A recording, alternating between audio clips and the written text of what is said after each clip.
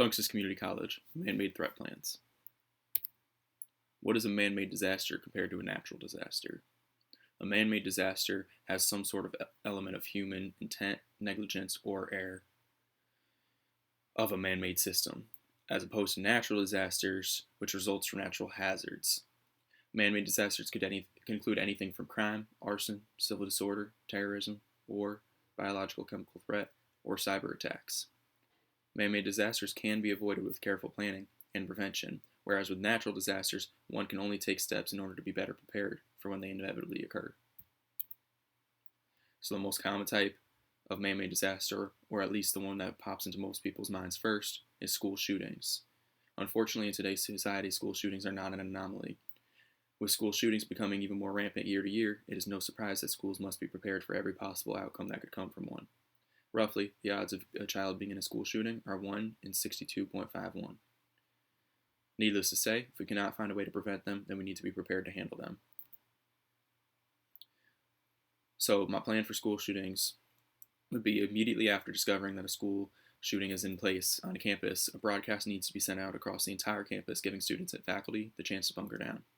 Simultaneously, an alert needs to be put out to the closest local police department in order to get the proper authorities to the campus and secure it.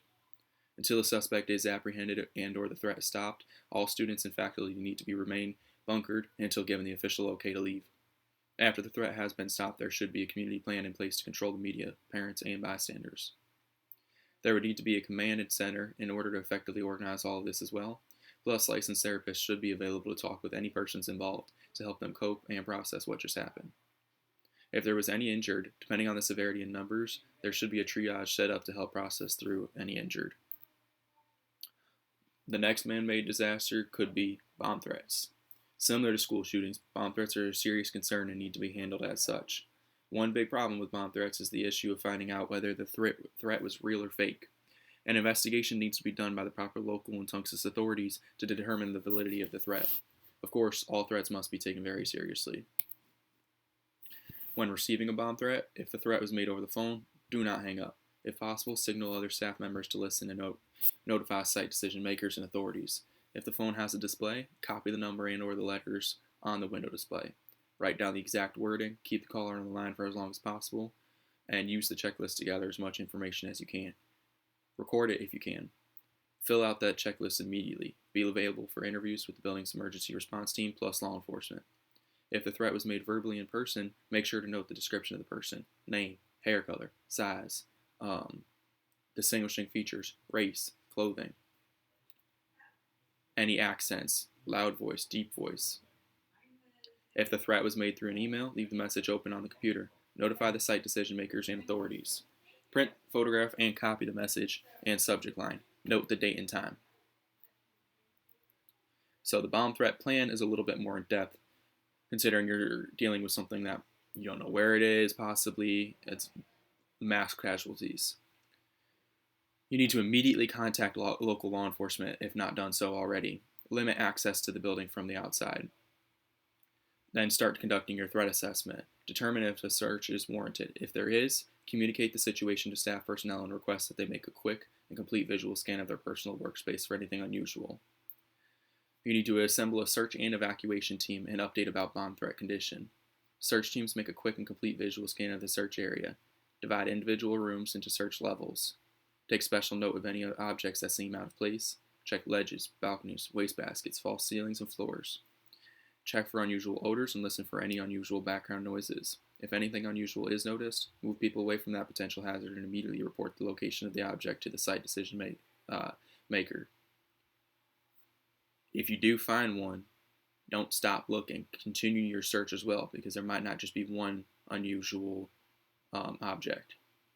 If suspicious items are found, do not touch, tamper, or move them. Immediately report them to the site decision manager. The site decision maker must ensure area is secured and cleared of personnel. You then notify search teams and ensure emergency responders are briefed. Evacuation and search teams should remain available to assist and inform evacuees, media, staff, and others.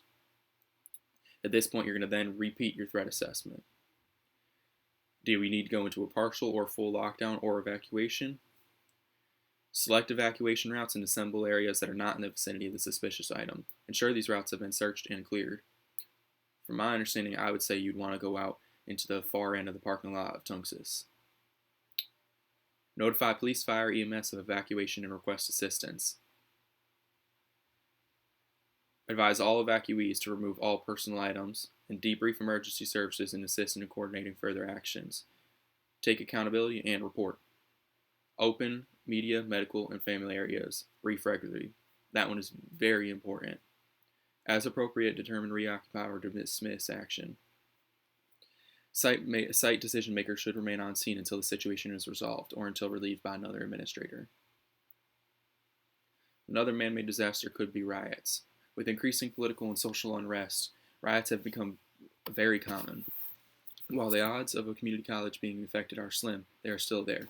With the political and social state of our country, protests have grown exponentially. The best way to avoid a riot is to ensure students are getting the proper space and time to protest. Campus protests are an important part of civil discourse, but the campus community's safety must be the top priority. Institutions must put plans in place to prevent outside protests from turning violent and for responding if violent protests occur. Clearly define when a protest becomes a safety threat and an action plan to protect the campus community, up to and including sheltering in place or evacuating parts of campus. Hold drills and tabletop exercises for probe for weaknesses in the institution's crisis response plan, including key actions such as communication with students and parents about planned protests, methods for keeping protests peaceful, responses when violence erupts, and sharing of information following a protest. When a protest begins, institutions should be vigilant for potentially intimidating or violent activities. Watch for intimidating or threatening activities from crowds or protesters and counter-protesters. Public institutions should remain that the First Amendment does not protect directly threatening or violent speech. Be prepared to act if protesters cross those lines. Another man-made disaster is hazardous chemical spills. When a substance breaches its ordinary container, in some fashion it is considered a release or spill. The type of response required is dependent on whether the release is considered an incidental release.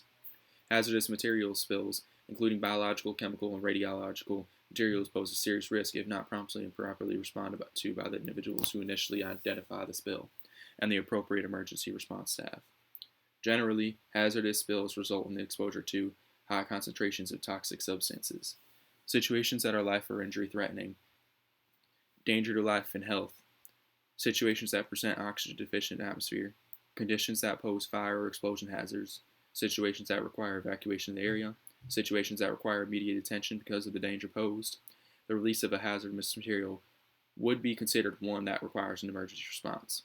Such a release would require an emergency response by a properly trained hazardous materials team consisting of an incident commander.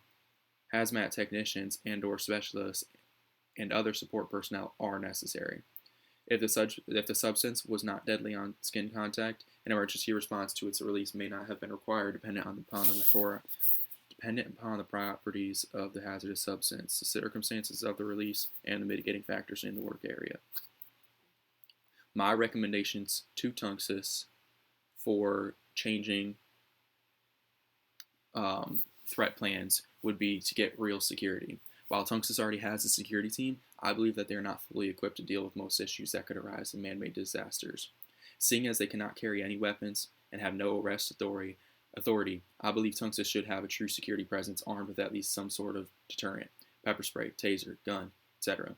As of now, the security team itself is a form of deterrence, but anyone who tests that deterrence would soon learn that the security cannot do that much.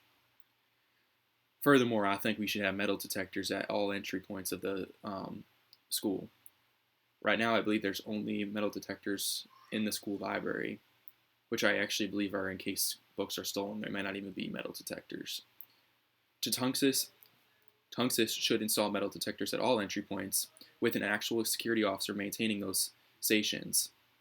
This would be a deterrent and a viable solution to different problems that could arise. I also believe that there should be random ID checks. At Tunxis, you're required to have an ID, but in my 3 years going here, I've never been asked to see it.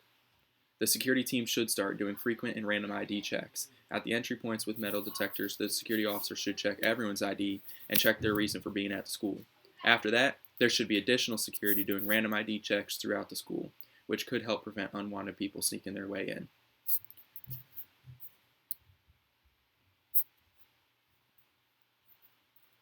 For evacuation routes, I believe that meeting in the back corner of this parking lot would be the safest area. It is the furthest away from the building and would provide the furthest distance.